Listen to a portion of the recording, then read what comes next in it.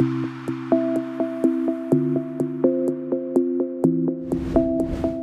Dave Townsend. I'm with Brian Stutland today, Chief Investment Officer and Portfolio Manager for Equity Arbor Investments. Brian, thanks for coming in. A little chat today about artificial intelligence chip stocks and chip plays. One of the recurring ideas that we've had for quite some time now is just a ton of interest, obviously, because chips is so essential to the even political policy now, right?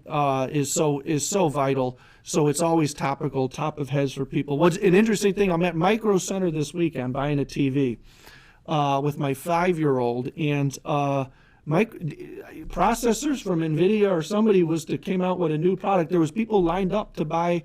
I'm buying a TV on a sleepy Saturday morning, and they're like, these kids were literally high-fiving each other and were like jacked up to be buying chip processors. It was in a cage there behind the counter. I remember, and so when I knew we were coming in, we were going to talk about this, and so I thought maybe that's a good way to gauge temperature of like checking out Micro Center and seeing how much the kids are jazzed up to buy computer processors. So it's just kind of interesting. I'm buying you can get a 70-inch TV now for like $400. Yeah, right. They're lining up to buy microchips.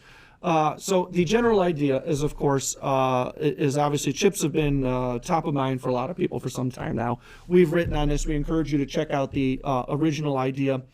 I know that you guys like chips for a variety of reasons, mainly being because like some of those names like NVIDIA, where it's like the question is how much room is left to run, right? And so if you want to build in some level of protection, perhaps a structured product is interesting here. And I know your partner Luke Rabari has been on Fox Business pitching this as well, so I do applaud you guys being really out there on the front lines here with this idea. Not that it's originally overly original, but you guys I know like to use structured products to get into some of this. Yeah.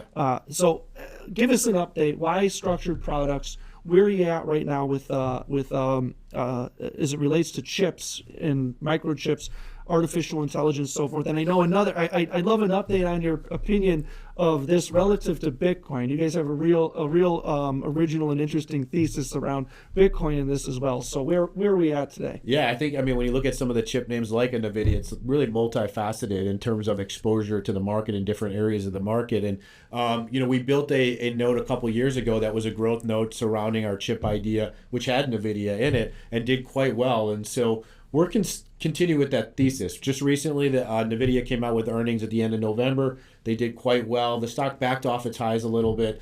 But when I took a look at NVIDIA and you mentioned Bitcoin, it's kind of interesting. It actually is very highly correlated to Bitcoin itself. It actually lags the price of Bitcoin by about 7 to 14 trading days, and it has a very high correlation on that lag. So we've seen Bitcoin, eclipse the 40,000 mark now. It's been one of the best performing asset classes this year to date, and so we consider NVIDIA to still have some upside here, not just for Bitcoin, but also when you've looked at some of the earnings calls that we've been on and listened to what they've had to say. Obviously, the artificial intelligence bump that you get with that type of stock is very interesting. So we've looked at a growth note that packages NVIDIA, AMD, and then choosing either between a Taiwan Semiconductor or an AMAT as a third stock, where we look at the worst of returning, meaning whoever has the worst return is how that note is going to be marked against, and putting together a growth note that gives, call it close to 200% upside participation rates with some level of protection on the downside of, let's say, 20%.